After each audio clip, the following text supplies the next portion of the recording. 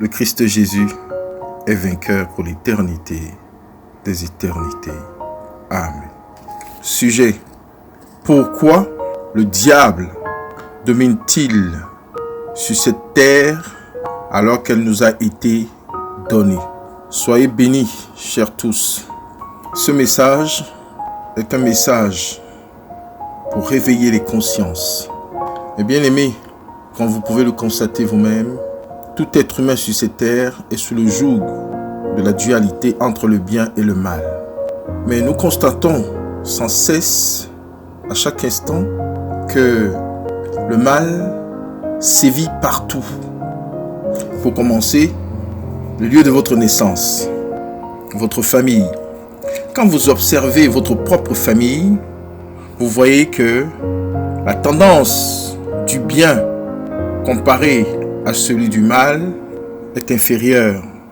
Quand vous sortez de votre famille, que vous regardez dans votre cercle immédiat, le cercle relationnel, vos soi-disant amis, copains, copines, relations de travail, quand vous observez attentivement et analysez la situation, vous verrez que le mal domine sur le bien.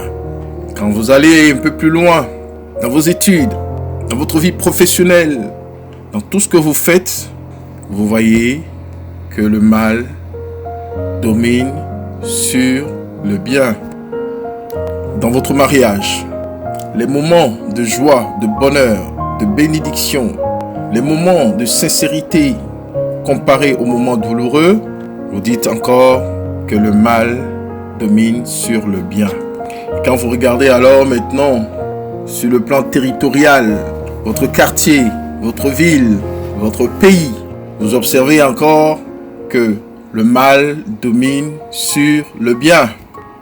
Plus loin, dans les autres pays, idem, le mal domine sur le bien.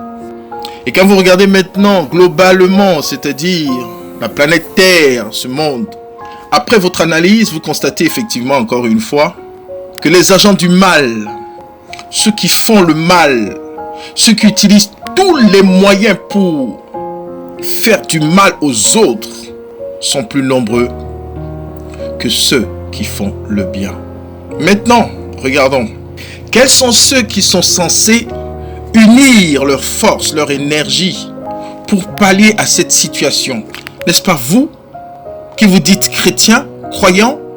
N'est-ce pas nous, ceux et celles qui parlent en longueur de journée du Seigneur Jésus-Christ, de Dieu, d'Allah, de Jéhovah, d'Adonai, d'Hachem, de Bouddha, de Mahomet, de je ne sais quoi encore, de Shiva, etc. N'est-ce pas vous? N'est-ce pas nous? N'est-ce pas ce petit noyau dur, ferme, dans sa résolution, dans sa foi, dans sa croyance? N'est-ce pas nous qui sommes censés normalement rééquilibrer la balance entre le bien et le mal et dominer le mal? N'est-ce pas nous? Mais que faisons-nous? Que faisons-nous? Que faisons-nous? Sur le plan individuel, toi qui entends cet audio à cet instant, toi qui regardes cette vidéo à cet instant, que fais-tu? Quelle graine sèmes-tu?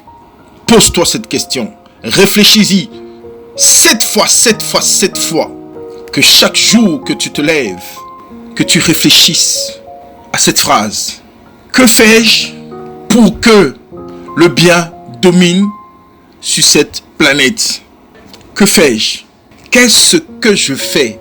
Quelle est ma part de contribution pour que le bien domine déjà dans mon cercle familial, relationnel, ainsi de suite, jusqu'à atteindre le sommet pour agir dans ce monde et transformer ce monde pour la gloire de Dieu et le salut des hommes? Que fais-tu? Donc à partir d'aujourd'hui, très chers frères et sœurs, pensez-y. Quel acte posez-vous chaque jour pour contribuer au bien? Quel acte posez-vous? Que Dieu vous bénisse. Que Dieu vous bénisse. Que Dieu vous bénisse abondamment pour la gloire de son nom. afin que le bien triomphe sur le mal, que l'amour triomphe sur la haine, que la paix triomphe sur la guerre, que la joie triomphe sur la tristesse, que la vérité triomphe sur le mensonge et que le pardon triomphe sur la rancune.